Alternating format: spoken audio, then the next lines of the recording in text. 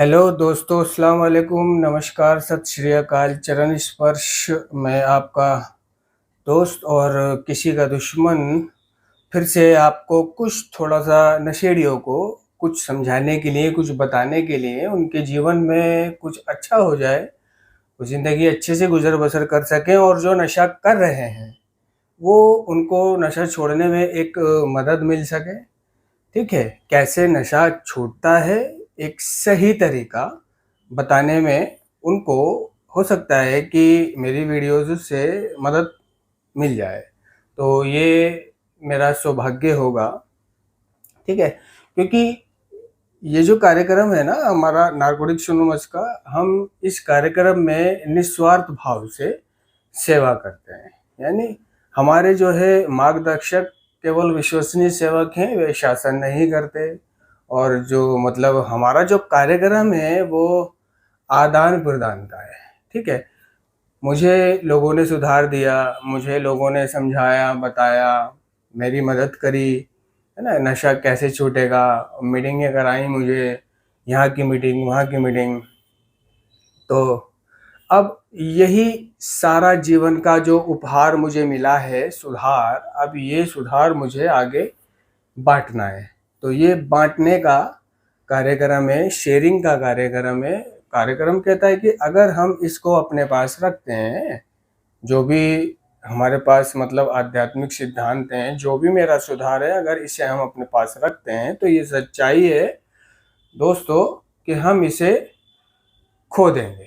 Relapse में सब कुछ खो देंगे और रिलैप्स न जाने कब हमारा हो जाएगा, अगर हम कार्यक्रम को, सिद्धांतों को अमल में लाना बंद कर देंगे, ठीक है? और कुछ नशेड़ी की मतलब अतीत की कुछ प्रॉब्लमें होती है ना? कुछ डर, घमंड और टालम-टोल अक्सर असंभव बाधा लगती है। ये सब उन्नति और विकास में रुकावट पैदा करती हैं।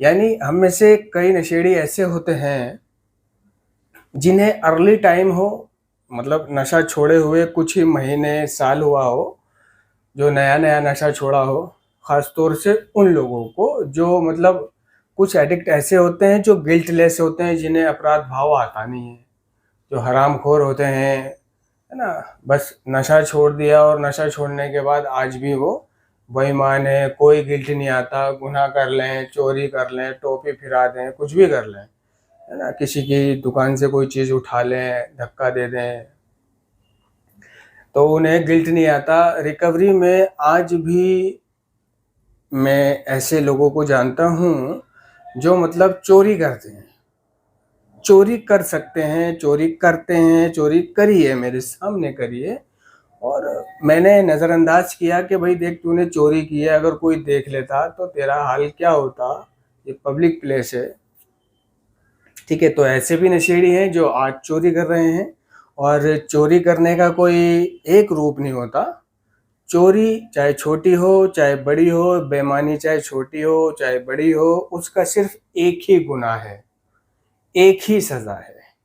ऐसा नहीं है कि आपने छोटी चोरी करी है तो छोटी सज़ा है, बड़ी चोरी करी है तो बड़ी सज़ा है, नहीं। चोरी चोरी है, गुनाह सबका बराबर है।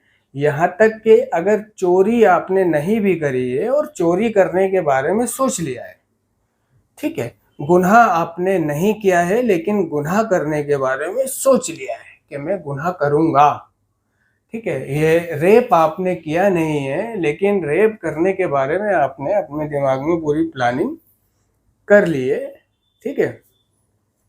कुछ भी ऐसा अपराध जो आपने किया भी नहीं है लेकिन सिर्फ़ सोच लिया है, तो सिर्फ़ सोच लेने भर से भी उसका गुनाह करे जितना माना जाता है। क्योंकि ये जो कार्यक्रम है और जो कुदरत का नियम है वो नेक नियति पर आधारित है, सद्भावना, ठीक है? यानी नेक नियति। कुछ भी कार्य करने के लिए, ज़िंदगी जीने के लिए या किसी की मदद करने के लिए नियत क्या है आपकी?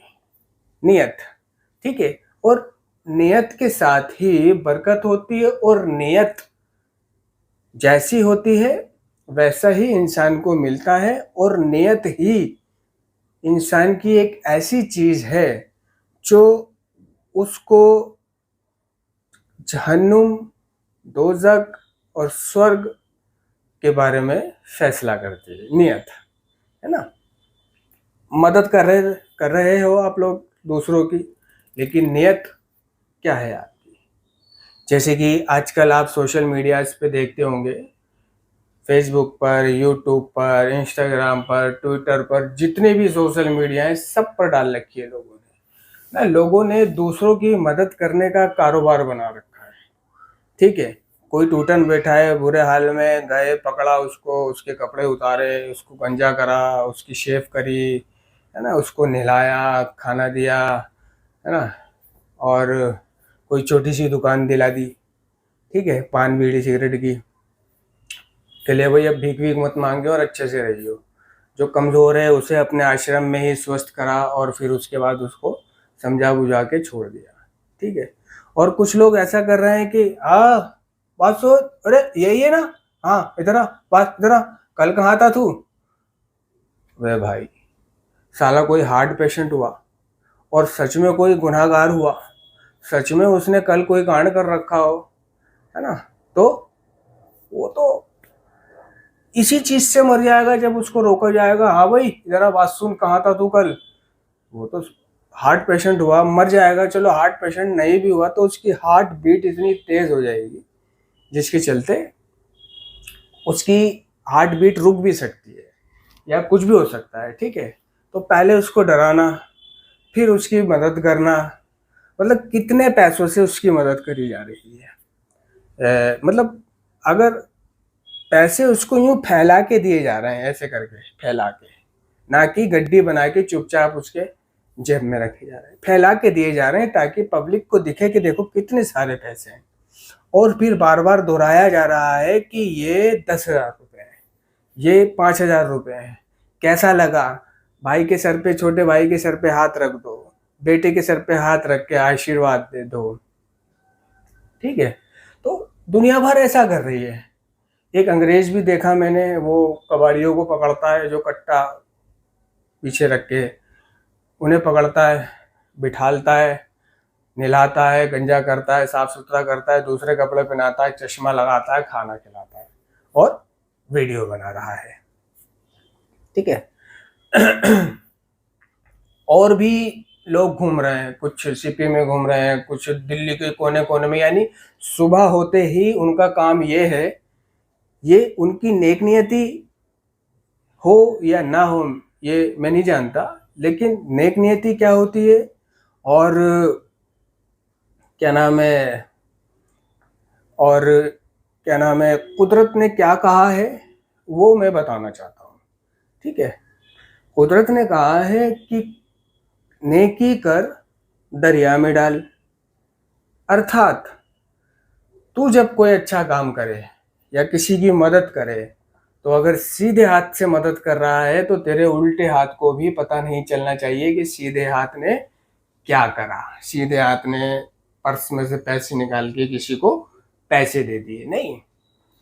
तो ये कुदरत का कानून कहता है, ये नेक नियति होती है। किसी के लिए दुआ करो तो दुआ कर दो, ठीक है। लोग ऐसे होते हैं कि दुआ करने के बाद उसी व्यक्ति को बताते हैं कि मैंने तेरे लिए बहुत दुआएं करी हैं, मैंने तेरे लिए बहुत दुआ करी है, मैंने तेरे लिए दुआएं मांगी हैं और ऐसे ऐसे कई गरीबों को भी पैसे दिए ताकि तू अच्छा हो जाए, ठीक है। तू हॉस्पिटल में भर्ती था तो मैं तेरे लिए दुआ करता था, ठीक है। तो मतलब ऐसे भी लोग पाए जाते हैं। और जो नशेड़ी होता है, नशेड़ी जो होता है ये तो बहुत ही बड़ा सेल्फिश होता है।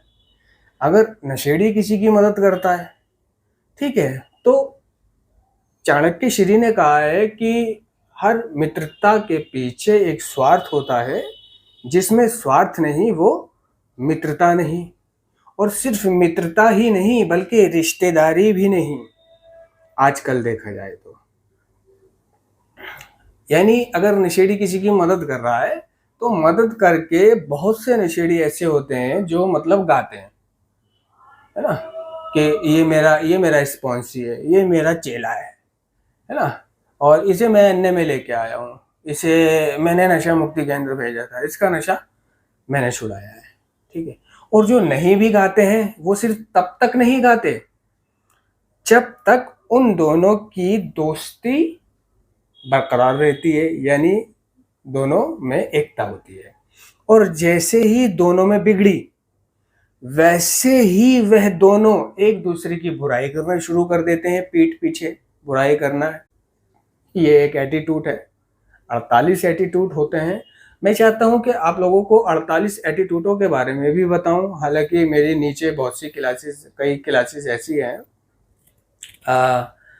जिसमें एटीट्यूडों के बारे में मैंने जिक्र किया है, लेकिन मेरे पास जो है ना कोई साधन नहीं है, जैसे कि बोर्ड और कैमरामैन और लैपटॉप, कंप्यूटर, एडिटर जिसको वो एडिट कर सके और बढ़िया से जमा सके वीडियो को, और जमा के फिर उसको मैं अपलोड करूं। जैसे कैमरामैन घूमता रहता है रोडों पर, है ना, और इधर से कैप्चर करा, उधर से कैप्चर करा, फिर बाद में एडिट करना उसको बिल्कुल फिल्म की तरह वो करके और बंदे को दे देता है, और फिर बंदा जगह जगह उसको अपलोड कर देता है। तो मेरे पास ऐसी कोई सुविधा नहीं है।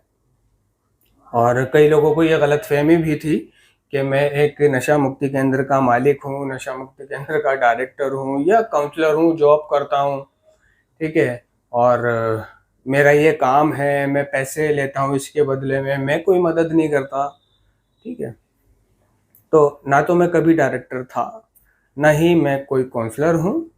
मैं सिर्फ एक अदना सा व्यक्ति हूँ नारकोटिक्स एनोनिमस का। मैं एक रिकवरिंग एडिक्ट हूँ। लोगों दूसरों की तरह मैंने भी नशा किया है और नशा छोड़ा है, और मीटिंगें करी हैं, और मेरे सारे अनुभव जो हैं, क्योंकि ये जो कार्यक्रम है रिकवरी का, है ना, हमारे अपने अनुभव पर आधारित है। तो जो मुझे मिला है अब वो मैं देने चले आता था। अब इसके पीछे लोग सोच लेते थे कि भाई देखो, इसकी तो प्रोफाइल ऐसी है, ये तो डायरेक्टर है, और ये तो वीडियोस भी बनाता है, ये तो पैसे भी कमा रहा है, और वहाँ से भी कमा रहा है और वीडियो से भी कमा रहा है। तो नहीं, तो मैंने वीडियोग्राफी शुरू इसलिए नहीं करी थी कि मैं पैसे कमाऊं। मैं चाहता था कि जो मैं बोल रहा हूँ, जो क्लासेस, जो मोमेंट हैं मेरे, है ना, डांस वगैरह, ये सब फिजूल करने के बजाय अगर मैं इन्हें रिकॉर्ड कर लूँ, क्योंकि आजकल तो फ़ोन है, सोशल मीडिया का ज़माना है, और रिकॉर्ड करके मैं इन्हें एक एज अ मेमोरी, यादें रख लूँ 10 साल बाद, 20 साल बाद, ताकि मैं अपने आप को एक वीडियो में देख सकूँ, मेरे बच्चे मुझे वीडियो में देख सकें।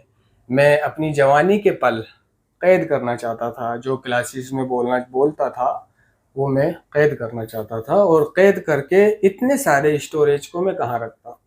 इतना तो स्टोरेज फ़ोन में नहीं आ सकता ना, क्योंकि एक एक वीडियोस 8-8 जीबी की है, 10-10 जीबी की है। कैमरे से बनी हुई वीडियोस तो बहुत बहुत जीबी की होती है। तो इसलिए मैंने सोचा कि उसको एक चैनल बना के यूट्यूब पे डाल दिया करा, ठीक है। मुझे यूट्यूब की कोई परिभाषा नहीं आती थी, ये तो धीरे धीरे तो मैं अपने पास रखने के लिए अपनी वीडियोस को, क्योंकि फ़ोन ना ही मेरे पे ढंग का फ़ोन था, नीचे की वीडियोस देखोगे तो वो कई पार्टों में आई हैं, और नकली मोबाइल से, कोई ख़राब बहुत पुराने J7 मोबाइल था, उसके पार्टों में कन्वर्ट होकर के आई हैं। जब मेरे पास ना माइक था, ना तार वाला माइक था, ना कैसा माइक था, ना स्टैंड था, कुछ नहीं था, बस ऐसे ही गया और ऐसे मोबाइल लगा दिए, और जो भी बनी उसे डाल दिया अपने पास रखने के लिए। तो पहले मैं अनलिस्टेड करके डालता था, फिर बाद में मैंने सोचा चल लिस्टेड, अनलिस्टेड क्या, इसको पब्लिक ही कर दे। फिर धीरे धीरे वो मैंने एक फ़ोन लिया, और फिर 500 रुपये वाला माइक लिया, भाई के माइक से काम चलाया, तार वाले से 400-500 रुपये का 1-2 मीटर का अपना लिया, है ना। तो इस तरह से, यानी अपनी क्लासेस की वीडियोस मेमोरी अपने पास रखने के लिए मैं उसे यूट्यूब पे डाल देता था, ठीक है।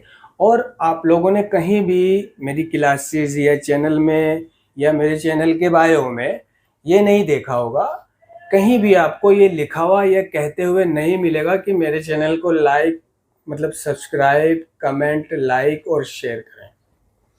कहीं नहीं मिलेगा, ना ही बायो में मिलेगा कि please support me, please subscribe my channel, please like comment share my channel, ठीक है ना? ना ही मैं किसी भी वीडियोज़ में आप लोगों को ये कहता हुआ पाया जाऊँगा कि मेरे चैनल को सब्सक्राइब करें, मेरे चैनल को लाइक करें, कमेंट करें, शेयर करें, ज़्यादा से ज़्यादा लोगों तक पहुँचाएँ ताकि लोगों की भी मदद हो और मुझे भी सपोर्ट मिले, ठीक है? आप चेक कर सकते हो। ना ही कहीं मैंने अपनी वीडियोज़ में कोई भी थंबनेल लगा रखा है। लोग वीडियो बनाते हैं, एडिट करते हैं कंप्यूटर से, कैमरे से बनाते हैं, कई कैमरामैन होते हैं, एडिटर होते हैं, पूरा उनके पास स्टूडियो होता है, सब कुछ होता है ना? और उसके बाद एडिट करके वो उसमें थंबनेल लगाते हैं। थंबनेल कहते हैं कि भाई थंबनेल अच्छा होता है तो लोग उसको क्लिक करके देखते हैं, कम से कम 1 मिनट तो देख ही लेते हैं, और अगर करोड़ों लोग उसको 1-1 मिनट देखेंगे तो बहुत सारा वॉच आवर उसका हो जाएगा।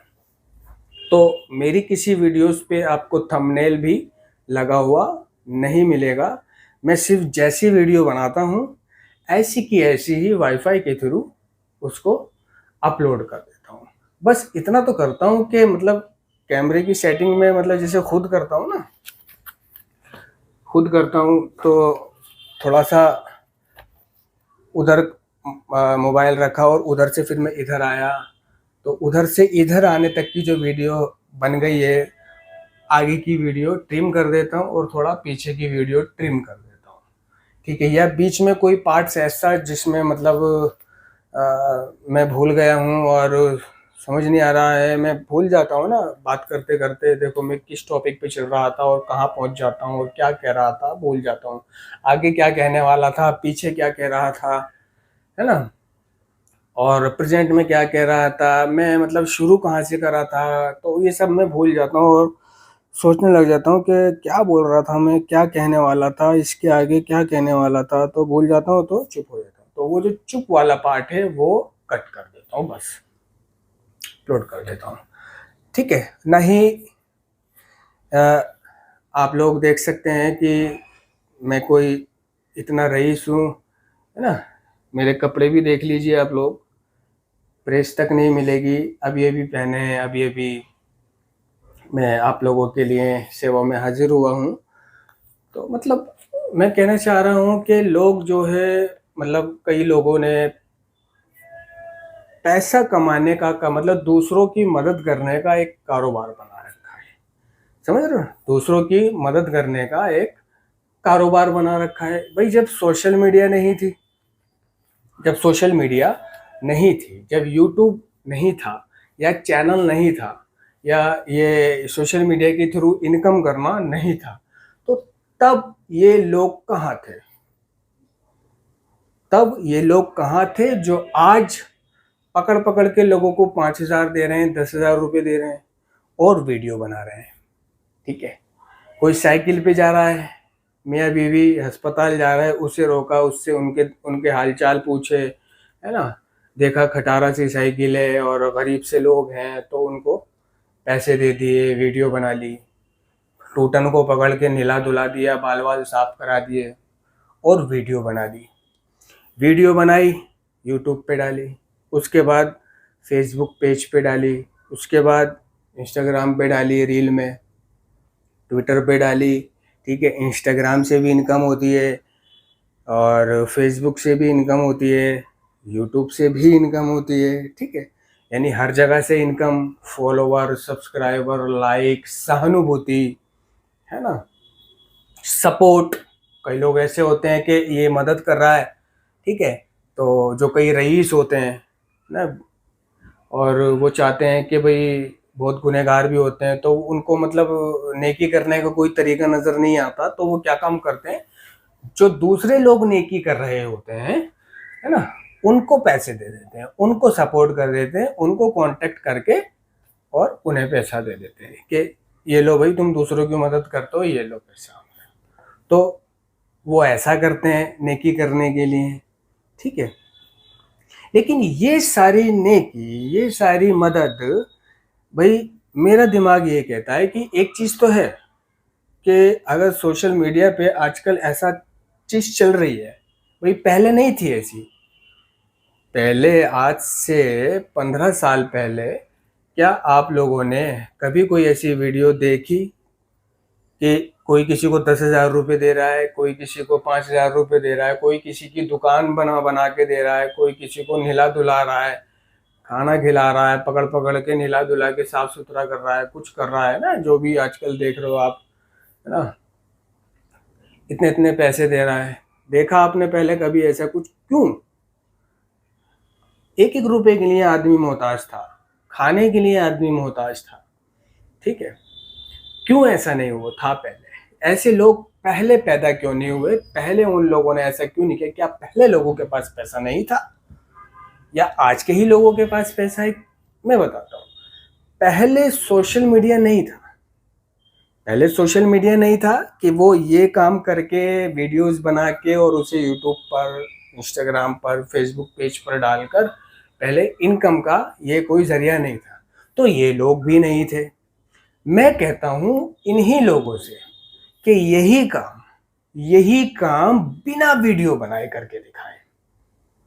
यही काम बिना वीडियो बनाए करके दिखाएं। सिर्फ जाएं, ढाटा ओढ़कर, कोई गरीब देखा उससे हालचाल पूछे, चुपचाप पैसे निकाले और उसको दे दिए। तरीका तो ये है, ठीक है। उसको अगर वो 5,000 रुपये दे रहा है तो बदले में एक कम से कम 10 मिनट की, 5 मिनट की, 15 मिनट की वीडियोस बन रही है, और वो 10, 5, 15 मिनट की वीडियोस उस 5,000 के बदले कम से कम 50,000 रुपये की कमाई करके दे रही है, या 50 ना भी सही तो 40 की, 30 की, चलो 10 की ही सही, डबल तो दे रही है, ठीक है। और लोगों को इस तरह की लाइव वीडियो देखने में मजा भी आता है और दुनिया देखती है ना। कईयों के पास समय व्यतीत करने का कोई जरिया नहीं होता। फिल्म भी सारी देख चुके होते हैं, फिल्म में भी इंटरेस्ट नहीं आता, नई फिल्म देखना चाहते हैं, नई फिल्म यूट्यूब पे होती नहीं है, सब्सक्रिप्शन लेना नहीं है अमेजोन का या G5 का, और गूगल पे तलाश करो तो दुनिया भर के ऐड, और ढूंढने में ही घंटों लग जाते हैं। फ्री में अगर ढूंढो मिल तो जाती है किसी न किसी वेबसाइट पे, जैसे तमिल ऑनलाइन थिएटर है, उस पर नई वीडियोज आती है। सिर्फ 15 सेकंड का एक ऐड आता है शुरू में, उसके बाद उसे स्किप कर दो, फिर कोई ऐड नहीं आता। एक अच्छा सा ब्राउज़र ले लो, उस अच्छे से ब्राउज़र पे देखो जिसमें आप फॉरवर्ड भी कर सकते हो, screen crop, fill full zoom भी कर सकते हो, छोटी भी कर सकते हो, प्लेबैक स्पीड में भी देख सकते हो, ठीक है। ब्राउज़र हैं ऐसे कई सारे। अगर आप पूछोगे कि ऐसा कौन सा ब्राउज़र है जिसमें वीडियोस को, जो भी हम ब्राउज़र पे वीडियो देख रहे हैं गूगल पर, उसको जूम आउट, जूम इन भी कर सकते हैं, और प्लेबैक स्पीड में भी देख सकते हैं, और फास्ट फॉरवर्ड भी कर सकते हैं, और स्लाइडली फॉरवर्ड भी कर सकते हैं, स्लाइडली बैक फॉरवर्ड भी कर सकते हैं, और गेस्चर कंट्रोल भी है, यानी कि वॉल्यूम स्क्रीन से बढ़ा सकते हैं, ब्राइटनेस स्क्रीन से बढ़ा सकते हैं, यानी कोई दिक्कत नहीं। आप उसको 1.25 की प्लेबैक स्पीड में देख सकते हैं, तो थोड़ा जल्दी जल्दी वो चलेगी और ख़त्म हो जाएगी। उस ऐसे बहुत से ब्राउज़र हैं, लेकिन एड ब्लॉकर ब्राउज़र जो होते हैं, और एक नंबर ब्राउज़र जो ना डाटा शेयर करते हैं, ना कलेक्ट करते हैं, ठीक है, और ना ब्राउज़र या बहुत सी ऐप ऐसी होती हैं जो डाटा शेयर करती हैं, ठीक है, कलेक्ट करती हैं। यानी जो शेयर नहीं कर रहा, ले वो कलेक्ट तो कर रहा है ना, वो आपका डाटा अपने पास तो रख रहा है ना, कि आपकी गैलरी में क्या वीडियो है, आप उस पर क्या देख रहे हैं, आप क्या सर्च कर रहे हैं, तो जैसा आप सर्च कर रहे हैं वैसा वो आगे बताता है एडवर्टाइजिंग मार्केटिंग कंपनी को।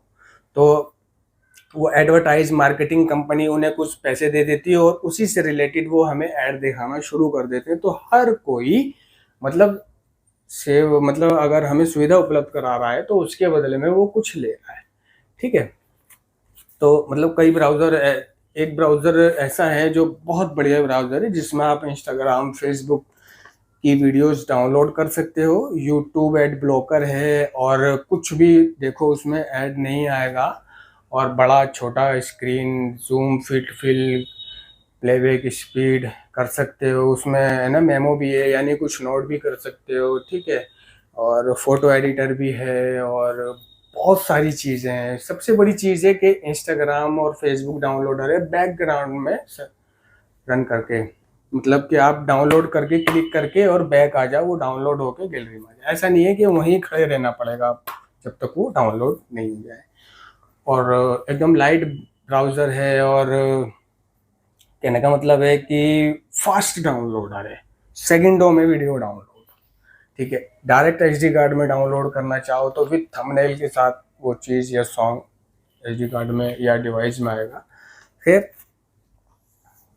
तो पहले ऐसे लोग क्यों नहीं थे? क्योंकि पहले ये चीज़ें नहीं थी, ये यूट्यूब वगैरह, फेसबुक, इंस्टाग्राम जो कमा करके पैसा दे।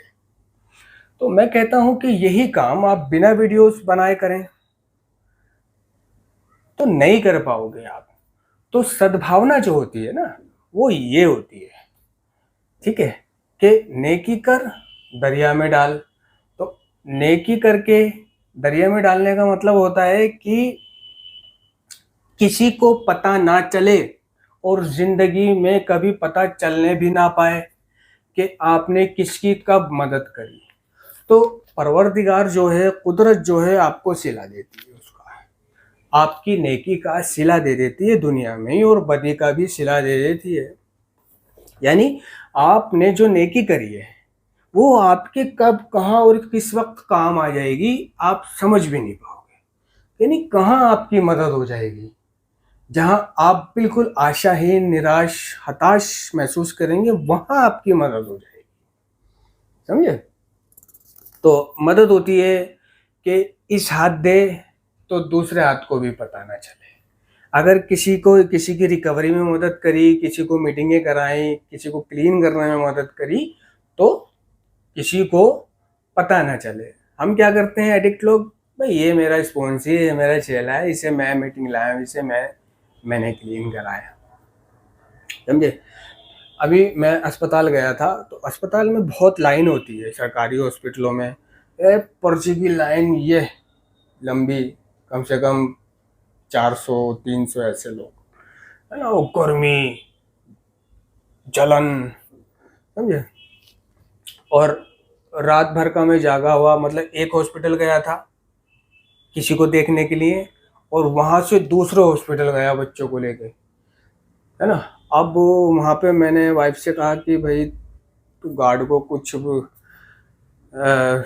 रिक्वेस्ट करके जो है पर्ची बनवा ले। हालांकि ये करने में मेरा दिल गवारा नहीं करता। मैं मानता हूँ कि अगर मैं धोखे से लाइन में लग के या किसी का नंबर काट के पर्ची बनवा लेता हूँ तो मैं उस दवाई से ठीक नहीं होगा, या वो एक बेईमानी वाला इलाज हो जाएगा। यानी इलाज भी बेईमानी वाला होता है ना। लोग नंबर काट के आगे घुस जाते हैं, पैसे खिला के गार्ड को पर्ची बनवा लेते हैं, फिर डॉक्टर की लाइन में अंदर घुस जाते हैं। कोई जानने वाला मिल गया, कोई सिक्योरिटी गार्ड, तो वो उन्हें पहले अंदर भेज देता है। तो ये मेरा खुद का मानना है, और खुद की जहनियत मेरी कहती है कि अगर मैं ऐसा करता हूँ तो उस इलाज से मैं ठीक नहीं होऊंगा, वो एक बेईमानी वाला इलाज हो जाएगा। या उसके बदले अगर मुझे एक ही बार हॉस्पिटल जाके और एक ही बार में ठीक हो जाना होता भी, तो ऐसा करने पर मुझे दोबारा जाना पड़ेगा, यानी 2 चक्कर मारने पड़ेंगे, और दूसरे चक्कर में फिर मुझे मुसीबत भुगतनी पड़ेगी।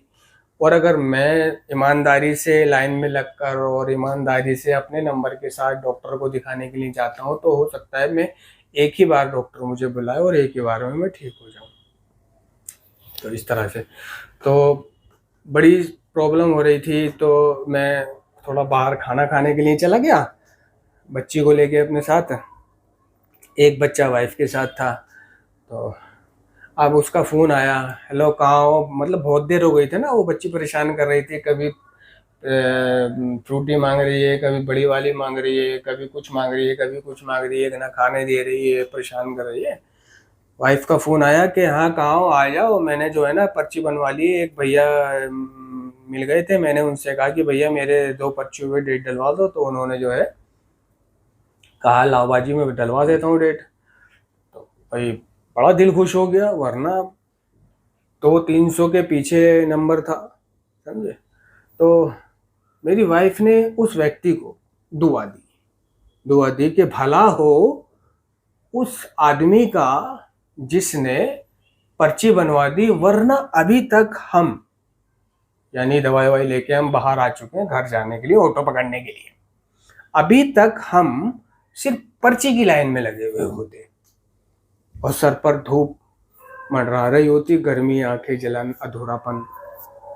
तो फिर मैंने भी उस इंसान को करीबन 2 या 3 बार दुआ दी कि हे मेरे मालिक, उसका भला करना, उसकी मदद करना, उसे सुखी रखना, जिसने पर्ची बनवा दी। दूसरी तरफ दूसरे से कहा तो वो कह रहा 500 रुपये लूंगा। तो उसे वो कमीना वमीना के लिए, कमीना कुत्ता जी कर रहा था, मारो उसके, है ना। और उसके जिसने फौरन कहा लावाजी में डलवा देता हूं, कोई ऐसी बात नहीं है, उसको दुआएं दी। तो दिल से दुआ दी उसको, क्योंकि उसने काम ही ऐसा किया था, मदद करी है हमारी। तो अब ये दुआ जो हमने उसको दिल से दी है, उसकी कितनी बुराइयों को काट देगी, कहाँ काम आएगी। ठीक है, आपने ये देखा होगा कि आपके अपने जीवन में कई चीजें ऐसी घटित हुई होंगी कि आपको लगता भी नहीं होगा कि ये कैसे हो गया और हम तो आशाहीन थे। तो वो आपकी नेकी होती है जो कहीं ना कहीं से आपके काम आ जाती है। ठीक है, तो मैं कहना तो बहुत कुछ चाहता था, लेकिन इतना समय नहीं है। मैं कहो तो फिर कभी इस चीज़ को आगे बढ़ाता हूँ। तो मतलब नेकी कर दरिया में डाल, इसी तरह हमारा कार्यक्रम जो है क्षतिपूर्ति को भी कहता है ना, कि क्षतिपूर्तियाँ कर लेकिन किसी को पता न चले। सद्भावना एक जेएफटी का टॉपिक भी है। ठीक है, इस हाथ दे, जैसे हातिम ताई है, वो हातिम ताई 7 सवाल कि नेकी कर दरिया में डाल, एक सवाल होता है, तो उसका मतलब क्या है बताओ, तो उसका मतलब यही होता है। ठीक है, और अगर नेकी करके आपने जता दिया, बता दिया, मैंने तुम्हारे लिए दुआ करी थी, मैंने तेरे लिए ये करी थी, तो वो आपकी नेकी में नहीं लगेगी, वो आपकी नेकी में नहीं लगेगी। और इससे कुदरत नाराज होती है। यानी किसी की मदद करके या किसी के प्रति नेकी करके उसको गाना, जताना, इससे कुदरत बेहद नाराज होती है। और आजकल लोगों ने दूसरों की मदद करने का कारोबार बना रखा है, दूसरों की मदद करने का कारोबार, ये कारोबार है उनका, बिजनेस है, दुकान है ये उनकी। ये चीज जो वो कर रहे हैं बिना वीडियो बनाए करके दिखाएं, नहीं कर पाएंगे, क्योंकि ये जो दे रहे हैं इसके बदले में डबल आता है। तो ये कम लगा के ज्यादा प्राप्त करना ही कारोबार कहलाता है, समझे। मैंने देखा, कार में बैठा हुआ है, किन्नर आए ट्रैफिक सिग्नल पर, और किन्नरों को वो ये बोल रहा है, पैसे दिए उसने 500 रुपये, और ये बोला कि अगर मेरे 10 मिलियन सब्सक्राइबर हो गए तो मैं तुम दोनों को 1-1 लाख रुपया दूंगा। मोबाइल खोलो, देखो यहाँ पे 7 है ना, अभी 7 मिलियन है। जब यहाँ पे 10 मिलियन हो जाएंगे तो समझ लेना मैं तुम्हारे लिए 1-1 लाख रुपया लेके आ रहा हूँ। यानी जब मेरे 10 मिलियन सब्सक्राइबर हो जाएंगे तो मैं तुम्हें 1-1 लाख रुपया देना होगा। वो दुआ लेने की कोशिश कर रहा है कि मुझे दुआ दे दो कि मेरे 10 मिलियन हो जाए तो मैं तुम्हें 1-1 लाख रुपया दूंगा। ठीक है, इस तरह दूसरों की मदद हो रही है, और दूसरों की इस तरह मदद होते हुए जो लोग देख रहे हैं उनके मन में भी एक जिज्ञासा पैदा होती है कि हम भी ऐसा करें, हम भी ऐसा करें। ठीक है, और जो दूसरे देख रहे हैं, दूसरों के दूसरे, वो भी चाहते हैं कि यानी अगर सारी दुनिया ऐसे करने लगी, काफी आधी दुनिया भी ऐसे करने लगी, तो लोगों के काफी दुख कम तो हो जाएंगे। लेकिन कहने का मतलब ये है कि नेकी क्या है। ठीक है, वो चाह रहा है कि मेरे सब्सक्राइबर बढ़ जाए, वीडियो बना रहा है, पैसे दे रहा है, वीडियो बना रहा है और अपलोड कर रहा है ना, बता बता के कि ये 10,000 रुपये, ये 5,000 रुपये, और ये ऐसे वैसे फेसबुक पेज, ये वो दुनिया भर का, ये एक बिजनेस है, कारोबार है। नेकी शुरू होती है यहाँ से, यहाँ से नेकी शुरू होती है कि आपने किसकी मदद कर दी, आपके दूसरे हाथ को भी पता नहीं है।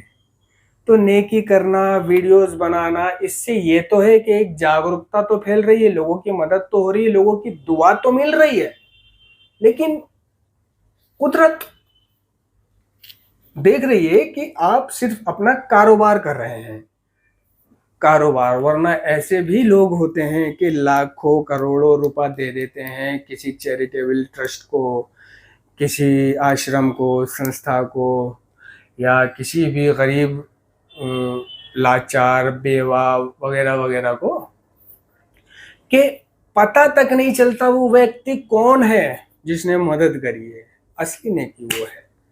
तो हमारे कार्यक्रम में भी क्षतिपूर्तियां हैं, जो नवा कदम कहता है। जहाँ भी संभव था हमने ऐसे व्यक्तियों की प्रत्येक क्षतिपूर्ति की, सिवाय जब ऐसे करने से उन्हें या दूसरों को नुकसान पहुंचे। तो मैं बताना चाहता था आप लोगों को कि क्षतिपूर्ति के बारे में बताना चाहता था कि क्षतिपूर्ति का मतलब क्या है। तो वीडियोस बहुत लंबी हो जाएगी, आप लोग देख नहीं पाओगे, तो मैं दूसरी वीडियोस में आपको क्षतिपूर्ति के बारे में बताना चाहूँगा। ठीक है, अगर आप कहोगे तो, या कोई आपके मन में कोई ऐसी बात है, कोई सवाल है, तो उसी से संबंधित मैं आप लोगों के लिए कुछ बयान कर दूंगा। अस्सलाम वालेकुम।